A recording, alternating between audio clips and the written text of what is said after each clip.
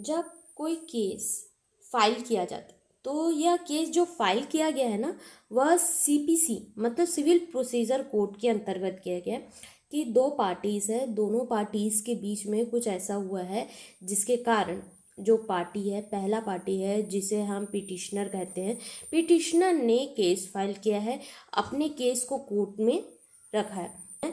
तो कोर्ट कैसे, देखो क्या होता है कि जब कोई केस फाइल किया जाता है तो उस टाइम पर कोर्ट कैसे एक्शन लेती है और कोर्ट सामने वाले पर्सन को किस तरीके से बुलाती है। यह केस है क्या, सीपीसी से रिलेटेड सिविल प्रोसीजर कोड के अंतर्गत। शूट को जब फाइल किया जाता है तो उसमें समन किस तरीके से प्रोसेस किया जाता है, उसकी प्रोसीडिंग किस तरीके से होती है। तो सिविल प्रोसीजर कोड में जो बताया गया है सारी डिटेल वह ऑर्डर नंबर 5 में बताया गया है और ऑर्डर नंबर 5 में जानकारी दी गई है कि यह समन को किस तरीके से जो डिफेंड करने वाले पर्सन को किस तरीके से पोस्ट किया जाएगा, भेजा जाएगा। ऑर्डर नंबर 5 रूल नंबर 1 में यह सारी इंफॉर्मेशन दी गई है कि ऑर्डर नंबर 5 और सीपीसी से रिलेटेड यह होता क्या है, इसकी भी जानकारी ले लेते हैं। यानी अदालत की तरफ से एक सूचना दी जाती है, जैसे कि पिटिशनर, जो पिटिशनर है वह वादी है, वह अदालत में फाइल करता है अपने केस को। केस फाइल करने के बाद कोर्ट उसे एक्सेप्ट करती है कि जो भी केस फाइल किया गया सच में ऐसा हो सकता है, मतलब इन पर इन्हें जस्टिस दिया जा सकता है, ऐसा कोर्ट का मतलब राय रहता है। उस जगह पर जब वह देखती है कि हाँ एक पक्षकार की तो बात हमने फाइल से देख ली, मतलब उनके केस फाइलिंग से देख ली, सूट फाइल किया गया है देख लिया, बट उस जगह पर जब दूसरे पक्ष की बात आती है तो हम उन्हें कैसे बुलाएंगे। ऐसे तो नहीं है ना कि पुलिस स्टेशन में चले जाओ, और ऐसा वाला प्रक्रिया नहीं है कि किसी की सिविल प्रक्रिया अलग है और क्रिमिनल प्रक्रिया अलग है। तो जो भी क्रिमिनल प्रक्रिया होती है तो उसके अंतर्गत रूल नंबर 1 को देखा जाता है।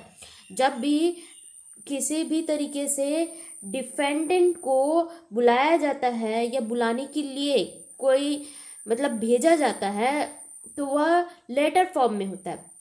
तो कोर्ट डिफेंडेंट को एक समन भेजती है। यह किस तरीके से भेजेगी, ऑर्डर नंबर 5 रूल नंबर 1 के अकॉर्डिंग।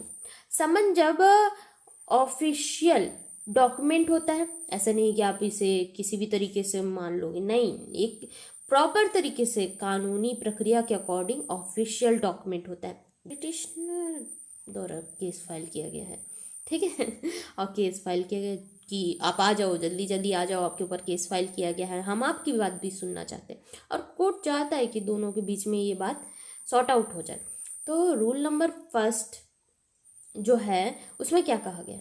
अब ऐसा तो नहीं कि समन आपको भेज दिया गया, अब समन भेजने के बाद आप आ रहे हो 1 साल बाद, नहीं, एक लिमिटेड टाइम होता है ना कि आपको भेजा गया एक डेट में, समन भेजा गया आपको एक डेट में, तो आपको एक डेट तक ही वहाँ प्रस्तुत होना है। लाइक समझ लो 15 जुलाई को आपको कोर्ट ने एक समन भेजा, 50,000 का उधार है केस के अकॉर्डिंग और उसमें समन भेजा गया, तो 15 जुलाई को आपको भेजा गया है समन, तो आपको 15 जो जुलाई है उससे 30 दिन के अंतर्गत तो आपको आना होगा और अपना पक्ष रखना होगा और अपनी बातें रखनी होगी।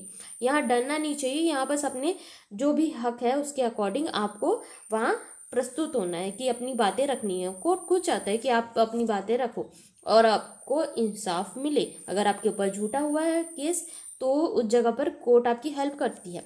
तो कानून खुद चाहता है कि आप अपनी बात को रखो, तो इसी रूल के अकॉर्डिंग आपको समन भेजा जाता है। यह गंभीर नहीं होता, समन किसी भी तरीके से गंभीर नहीं, आपको इन्फॉर्मेशन दी गई है कि आपको इस डेट में 31 दिन में आपको वहाँ प्रस्तुत होना है कोर्ट में। यह ऑर्डर नंबर 5 रूल नंबर 1 में कि दिया जाता है एक पिटिशनर द्वारा। ये सारी इन्फॉर्मेशन हम समझ चुके हैं। समन भेजा जाता है कि मतलब यह है कि अदालत प्रतिवादी को सूचना देती है कि उसके खिलाफ एक केस दायर हुआ है और उसे जवाब देना होगा, ठीक है।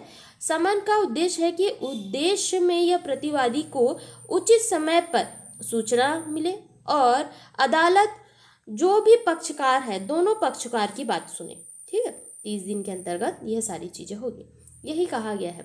तो जब भी आपके पास में कोई सामान के रिलेटेड केस आएगा ना, तो आपको ये इन्फॉर्मेशन पता होनी चाहिए